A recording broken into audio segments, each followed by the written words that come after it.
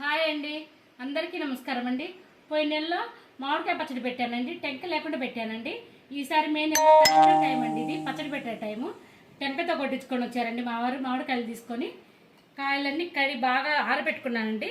ఈ పైన పొరంతా తీసేసి ఆరబెట్టేసుకున్నా. చక్కగా ఆరిపోయినాయండి. ఉప్పు, కారము, ఆవు పిండి, మెంతి పిండి, చిల్లిపాయలు ఒలిచి పెట్టుకున్నానండి. ఈసారి కొలతలతో చెప్తానండి. ఈ గిన్నెతో 4 గిన్నెలు వచ్చాయండి. మామిడికాయ ముక్కలు 4 గిన్నెలు వచ్చినాయి.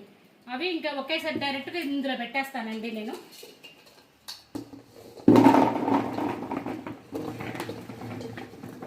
మనకి పని కూడా లేకుండా ఉంటుందండి, తొందరగా ఈజీగా అయిపోయిద్దండి ఇది. ఇదిగోండి కారం. 4 గిన్నెలకి 4 గిన్నెలు మామిడికాయ ముక్కలకి 1 గిన్నె కారం పోస్తున్నానండి.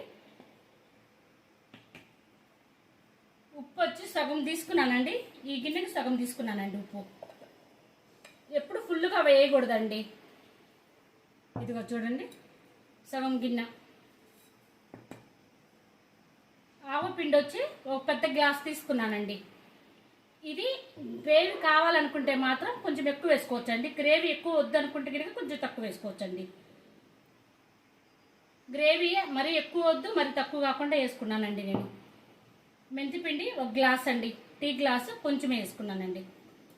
ఇవి వేయించి పొడి చేసి పెట్టుకున్నానండి. అన్నీ ఎండలో ఆరబెట్టుకొని వేయించి పెట్టుకున్నా. ఉప్పు ఎండలో ఆరబెట్టుకొని పొడి చేసుకున్నానండి.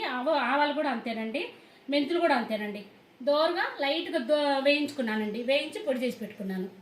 ఇదిగోండి చిన్నుల్లిపాయలు బాగా ఒక 1/4 కిలో ఉంటాయండి. చిన్నుల్లిపాయలు ఎక్కువ వేసుకున్నా.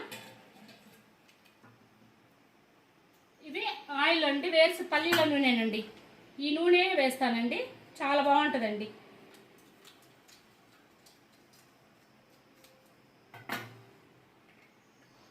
ఇదిగోండి ఇంక మొత్తం కలుపుకొని పెట్టుకోవడమేనండి.